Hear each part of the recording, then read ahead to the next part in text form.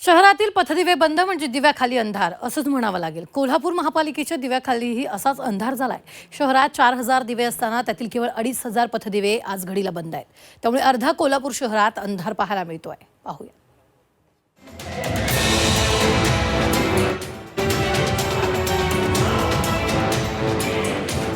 कोल्हापूर महापालिकेच्या दिव्याखाली कसा अंधार आहे हे तुम्हीच पहा.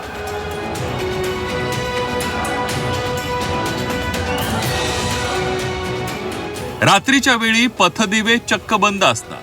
बंद असलेल्या पथदिव्यांची संख्या 1-2 नाही तर चक्क 2500 पथदिवे आज घडीला बंद आहे. ही झाली बंद असलेल्या दिव्यांची गोष्ट. काही दिवे फक्त चमचमण्याचं काम करतात. लुकलुकणाऱ्या दिव्यांची संख्या जवळपास 4000च्या आसपास असल्याचा आरोप होतोय. जवळपास 6500 पथदिवे बिनकामाचे असल्यानं कोल्हापूर शहरातल्या अनेक रस्त्यांवर अंधार पाहायला मिळतोय. पथदिव्यांचं काम स्ट्रीट लाईट नॅशनल प्रोग्राम अंतर्गत काम करणारी EESL ही कंपनी पाहते. ही कंपनी आहे तरी कुठे असा सवाल उपस्थित करण्यात येतोय.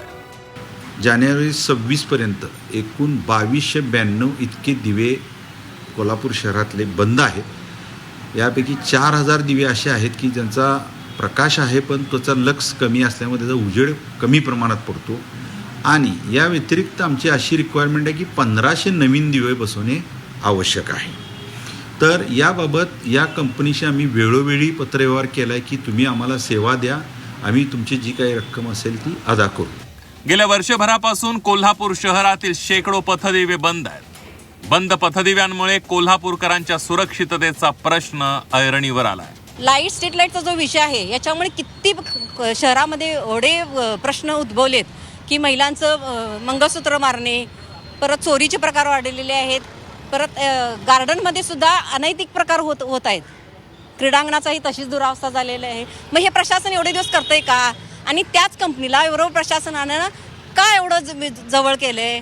ते कोण त्यांचं नाटक होत आहे का त्यांच्याशी? महापालिका प्रशासन आणि EESL कंपनी एकमेकांवर जबाबदारी ढकलण्याचा प्रयत्न करतायत.